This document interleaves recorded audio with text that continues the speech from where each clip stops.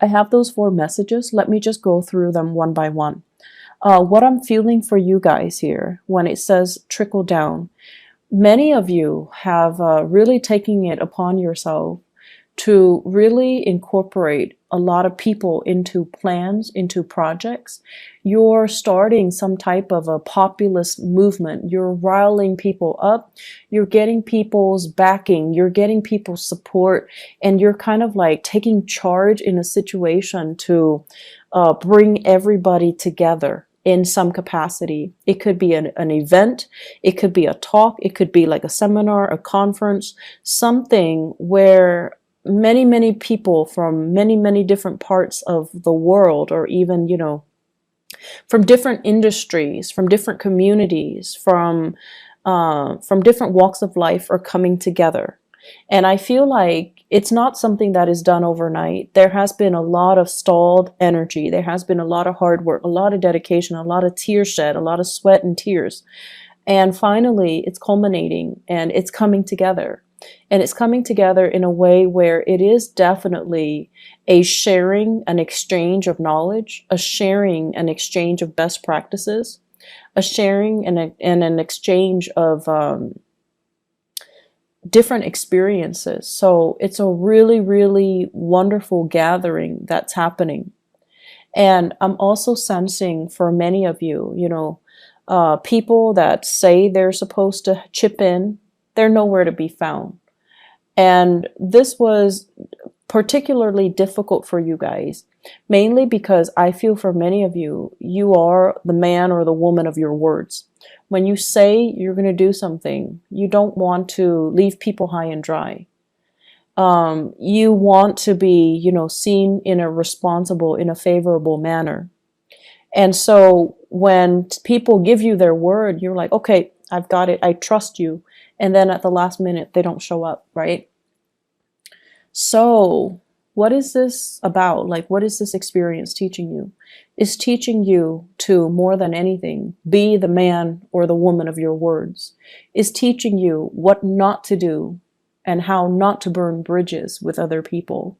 And it's also teaching you, who those people are. So those opportunists, those people that just, frivolously give away their word and then they don't stand by their word, or they say they're going to do things and then flake out the last minute and leave people stranded without consideration for you or consideration for all the hard work that is involved in getting things off the ground. So it's important to, I almost feel like it needed to happen so that you can not partner up with them in the future. So, it's like it needed to happen right now when the project is small. Later on, when the project is bigger and you get involved with them, it's going to be a bigger disappointment, a bigger disaster. Okay? So I am sensing, for those of you that have dealt with this back in March, it's done, it's over with, and you know where you stand with people, you know who you shouldn't ally with. For others who are still dealing with this, it's going to happen sometime in April. I do see the 7th and the 17th coming out strongly. And then I'm also sensing as well, you have other people that are going to be there to help you. Everything is going to pull together and be a success, okay? So don't worry about it. But you are going to have these elements in your midst that make promises they can't keep. They're kind of like, oh, I'll do it, and ride the opportunity. They're there to get like the publicity and the visibility, but they don't really. They're not pulling their weight. They're not contributing their fair share, and you're gonna know who they are so that you can avoid them in the future. Okay, so it's coming in as a lesson learned. It needed to happen. It's almost like karmically, it needs to happen so that you can kind of screen them out from your professional contacts in the future and kind of blacklist them. Not that, you're going to hold grudges against them and badmouth them to everybody. You are a very sensitive sign. And I feel like you know how to be courteous. You know how to play office politics. And just out of a sense of human decency, you're not going to call them out on it, embarrass them, or, burn their bridges with other people. You're just not going to allow them to be a professional ally or a professional contact of yours in the future. So it needs to happen, okay? But overall, this trickle-down image, everybody who is there for the right reason, they're benefiting from it. And it's beautiful. It looks really, really amazing. People coming together, sharing ideas, people who are really, really motivated, but also there is a sense of social awareness and social impact. I almost feel like it's a gathering of entrepreneurs who are interested in alleviating, social issues, social problems, who care about other people. So I feel like it's a very, what is that word? Philanthropic, endeavor that everyone is involved in, everyone is on the same page about, and everyone is just, going to benefit from it. So lofty goals, lofty ideals, solidifying and coming together. The second message here, they say an expansion in birth or finance. I feel for some of you, either there's like maternity leave, paternity leave, you or your partner might be taking a leave of absence in the work environment if you are expecting. And then if it's not you, it's your partner. And there's going to be, this sense of like needing to take a break here from the career front in order to conceive, or dealing with pregnancy while you're at work, okay? So along with that, all the hormonal fluctuations and the changes, okay? But it looks very good. So if you're not dealing with pregnancy, the Empress in your 10th house basically emphasizes a situation where you're expanding your territory, you're expanding your area, your sphere of influence. And I know that phrase, it sounds very, reminiscent of Cold War ideology, but it came in, and I feel what it basically means overall is allying with other people so that you can, have a backer in them, so that you can have their support, so that you can expand your geographical location, you can expand your sphere of influence, okay? For those of you who are in the marketing sector, this is basically looking at new markets, looking at other areas where you can, potentially foster a market, foster an industry, allowing an industry to grow, or they're saying like fostering or subsidizing an infant industry, and then seeing it grow from the ground up, and then benefiting from it long term. So I feel like it's a nurturing process, and it needs to be, done in a very patient manner. It's going to take some time before it bears fruit, but you have the patience, and you definitely love to build things from the ground. I feel like for many of you, if you had to choose between coming in from the very, very beginning and building something from scratch and from the ground up, you'd rather do that than coming in the middle when it's already past its infancy stage. So I feel that element coming in where you're going to be designing, starting something from the ground up and seeing it kind of grow, seeing it through its life cycle. I feel for many of you, this might take a few years, 3-5 years. And after that, so you already anticipate that, okay, this is going to require possibly 3 years of my time. And so do I have the energy? Can I realistically devote to it right now? And then I also feel for many of you, this is a new job, like possibly even like a side gig that you're doing, and there's a commitment of your time. Possibly, I'm seeing here 3 trimesters, 3 semesters, so it could be like a year and a half even. So that's coming in where you are going to have to decide, like, can I really juggle both of these things? Can I do this, commit myself for a year and a half while maintaining my full-time job? So you have some really beautiful things coming through, and you have a lot of opportunities coming through. But the bottom line is, people are coming to you and soliciting you to get involved, to be a partner, to kind of, nurture something and see something grow, and to care, like to be the caretaker of something because they trust you. So I'm seeing a very strong reference to France. Okay, so I don't know if this is happening for people that are geographically there, but I do see here France, and I do see as well, let me see, what is the other, for some reason, Thailand. Those imageries are coming up. Those countries in particular are coming up. So projects possibly in France. And I feel like it's a project that involves growing something and fostering an infant industry. So France and Thailand, those areas come up very strongly. Anyways, it looks good. In your career sector, we have here the Ace of Pentacles, and this is usually what I would call like a new job. Okay.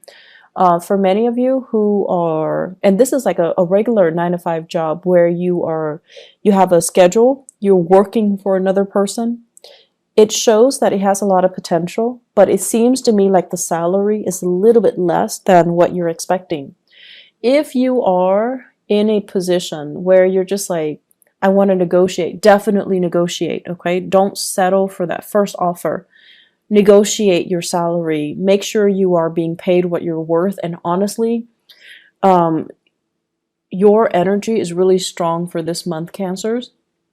So you really need to negotiate and kind of put yourself out there and ask for more, and not settle for what you for the crumbs and the scraps that are left behind. So you're in a really good position to let your ideas kind of show and to let your confidence shine. Okay. When it comes to communication, we have the Chariot in the reverse, and this is you stalling. This is you feeling that lack of confidence. This is you kind of like, being a little bit timid and humble, and not really directing yourself in a, I want to say, they say like concerted manner. So it's almost like your heart and your mind needs to be on the same page. Okay. So you can't, for example, if there's a job that's offered and you're just like, okay, I really like the job because, it's perfectly in alignment with what I want to do. And then you look at the salary. So your heart's in it. And then you look at the salary and you're just like, it's paying a little bit less than I'm expecting. So your heart and your mind already are not on the same page. And if you look at it, the only thing that will allow your heart and your mind to be on the same page is if you negotiate for that salary, right? So the only problem is if you already love the job, but your mind is not in it because you're anticipating having to cut corners, having to nickel and dime yourself because the salary is less than you expect, then solve that problem. Negotiate a higher salary. Your heart and your mind needs to be on the same page here. With this Chariot in the reverse, it's like inner conflict. It's like dealing with a situation where you're doubting your capabilities and you're like, am I good enough? Can I... It's almost like, do I dare ask for more? Would I be a nuisance to them, or would they give me more? And that is really not up for debate for this month. So you need to own up to what you want, and you need to demand what you want. Okay. You're in a really good position here to make, to negotiate. You're really in a good position to demand for what you feel you deserve. So don't shortchange yourself here, Cancers. Relationships.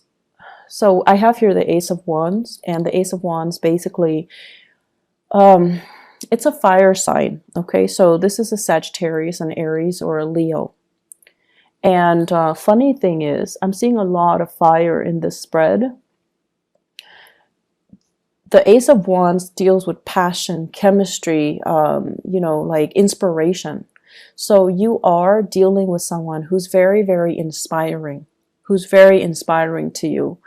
You both, you're energetically, I see energies bouncing off each other. There's a lot of attraction because, fire and water is a good combination, right? Like it denotes a lot of attraction.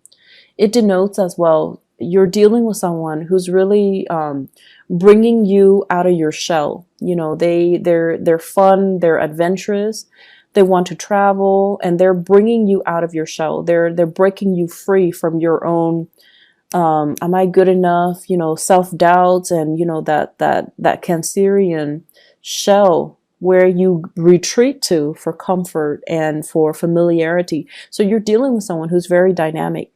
And I also feel as well, because of this really strong sense of attraction and opposites attract type of energy, it can also create a situation where you feel a little bit burnt out by this person. It's too much. They're coming on too strong.